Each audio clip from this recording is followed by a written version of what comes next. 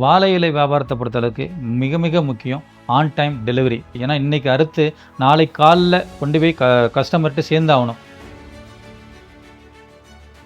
நான் முன்னாடிலாம் டெலிவரி பண்ணும்போது ஒரு பஸ்ஸுலேயோ ஒரு ஆட்டோலேயோ என்னால் கரெக்டான டயத்துக்கு போக முடியாது.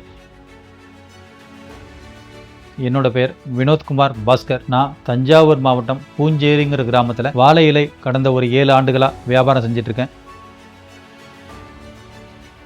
7 வருஷத்துக்கு முன்னாடி ஆரம்பிக்கும் போது பொது போக்குவரத்தை தான் நம்பியிருந்தேன்.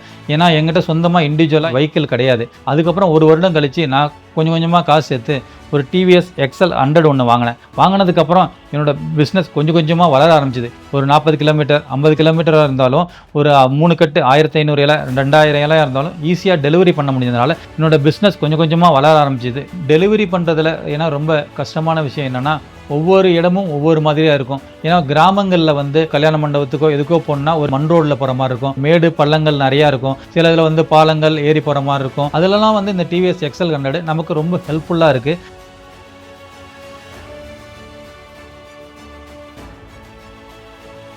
என்னோட வியாபாரத்தை திரும்பி பார்க்கும்போது எனக்கு ரொம்ப சந்தோஷமாக இருக்குது. ஏன்னா டிவிஎஸ் எக்ஸல் 100 வந்ததுக்கப்புறம் என்னோட வியாபாரம் படிப்படியாக உயர்ந்திருக்கிறதுனால என்னோட பிஸ்னஸ் நல்லா விரிவடைஞ்சிருக்கு. என்னோட வருமானம் ஒரு 25,000 போல் இருந்துச்சு. ஆனால் இப்போ என்னோட வருமானம் ஒரு 75,000க்கு மேலே கிடைக்குது. என்னோட ஃபேமிலி மெம்பர்ஸ்க்கும் நல்ல ஒரு சந்தோஷமாக இருக்காங்க. நான் இப்போ ஒரு பெரிய விவசாயின்னு பெருமையாக சொல்லிப்பேன்.